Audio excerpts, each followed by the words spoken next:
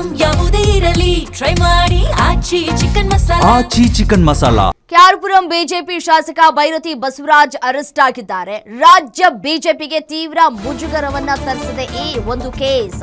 BJP ವಿರುದ್ಧ ರಾಜ್ಯ ಸರ್ಕಾರಕ್ಕೆ ಸಿಕ್ಕೇ ಬಿಡ್ತು ಬ್ರಹ್ಮಾಸ್ತ್ರ. ಬಸವರಾಜ್ ಅರೆಸ್ಟ್ ಬಗ್ಗೆ ಧ್ವನಿ ಎತ್ತದ ಬಿಜೆಪಿ ನಾಯಕರು. ಧ್ವನಿ ಎತ್ತಿದ್ರೆ ಕೊಲೆ ಆರೋಪಿ ವಿರುದ್ಧ ಧ್ವನಿ ಎತ್ತಿದಂತೆ ಆಗತ್ತೆ, ಸಾರ್ವಜನಿಕರ ಆಕ್ರೋಶಕ್ಕೂ ಕೂಡ ಕಾರಣವಾಗತ್ತೆ ಅಂತ ಮೌನಕ್ಕೆ ಶರಣಾಗಿದ್ದಾರೆ. ಈ ಹಿಂದೆಯಿಂದಲೂ ಕೂಡ ಯಾವಾಗ ಈ ಒಂದು ಪ್ರಕರಣ ಬೆಳಕಿಗೆ ಬಂತು, ಯಾವಾಗ ಭೈರತಿ ಬಸವರಾಜ್ ಅವರು ಎಫ್ಐ ಆರೋಪಿ ಅಂತ ಗೊತ್ತಾಯಿತು, ಅಂದಿನಿಂದ ಇಲ್ಲಿಯವರೆಗೂ ಕೂಡ ಯಾವ ಒಬ್ಬ ಬಿಜೆಪಿ ನಾಯಕರು ಕೂಡ ತುಟಿಕ್ ಪಿಟಿಕ್ ಅಂತಿಲ್ಲ ಈ ಪ್ರಕರಣಕ್ಕೆ ಸಂಬಂಧಪಟ್ಟಂತೆ.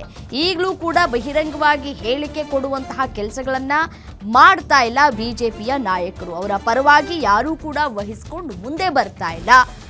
ಈ ಕೊಲೆ ಮಾಡೋದಕ್ಕೆ ಸುಪಾರಿ ಕೊಟ್ಟಿದ್ದು ಅವರೇ ಅನ್ನೋದು ತನಿಖೆಯ ಸಂದರ್ಭದಲ್ಲಿ ಒಂದಷ್ಟು ಮಾಹಿತಿಗಳು ಲಭ್ಯವಾಗ್ತಾ ಇದೆ. ಬಟ್ ಆದರೆ ಅದು ಖಚಿತವಾಗಬೇಕು. ಖಚಿತ ಆಗೋದಕ್ಕೂ ಮುನ್ನವೇ ಯಾರೂ ಕೂಡ ಅಪರಾಧಿ ಅಂತ ಹೇಳೋದಕ್ಕೆ ಸಾಧ್ಯ ಆಗೋದಿಲ್ಲ. ಸೊ ಹಾಗಾಗಿ ಇಲ್ಲಿಯವರೆಗೂ ಕೂಡ ಈ ಒಂದು ಪ್ರಕರಣದಲ್ಲಿ ತನಿಖೆ ಆಗ್ತಾ ಇದೆ.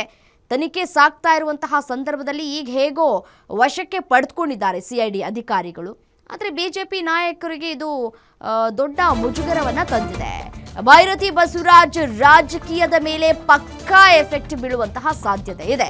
ಶಾಸಕ ಭೈರತಿ ಬಸವರಾಜ್ ರಾಜಕೀಯಕ್ಕೆ ಇನ್ನು ಮುಂದೆ ಸಂಕಷ್ಟ ಅಂತ ಹೇಳಲಾಗ್ತಾ ಇದೆ. ಮುಂದಿನ ರಾಜಕೀಯ ದೃಷ್ಟಿಯಿಂದ ಇದು ಭಾರೀ ಡ್ಯಾಮೇಜ್ ಅನ್ನ ತಂದೊಡ್ಡಿದೆ. ಕೇಸ್ ಇನ್ನಷ್ಟು ಬಿಗಿಯಾದ್ರೆ 2028ಕ್ಕೆ ಟಿಕೆಟ್ ಸಿಗೋದು ಕೂಡ ಡೌಟ್. 4 ಬಾರಿ ಶಾಸಕರಾದ ಭೈರತಿಗೆ ಕೊಲೆ ಕೇಸ್ನಲ್ಲಿ ಟಿಕೆಟ್ ತಪ್ಪಿದ್ರೂ ಕೂಡ ಯಾವುದೇ ರೀತಿಯಾದಂತಹ ಅಚ್ಚರಿ ಪಡಬೇಕಾಗಿಲ್ಲ. ಕೊಲೆ ಆರೋಪಿಗೆ ಟಿಕೆಟ್ ಕೊಟ್ರೆ ಕಾಂಗ್ರೆಸ್ ಆರೋಪ ಮಾಡುತ್ತೆ. ಹೀಗಾಗಿ ಕೇಸ್ ಬೇಗ ಮುಗಿದು ಆರೋಪ ಮುಕ್ತರಾಗದೆ ಇದ್ದರೆ ಸಂಕಷ್ಟ ಫಿಕ್ಸ್ ಅಂತ ಹೇಳಲಾಗ್ತಾ ಇದೆ. ಅಲ್ಲದೆ ಮೊದಲಿನಿಂದಲೂ ಕೂಡ ನಂದೀಶ್ ರೆಡ್ಡಿಯಿಂದ ಟಿಕೆಟ್ ಲಾಬಿ ಇದೆ.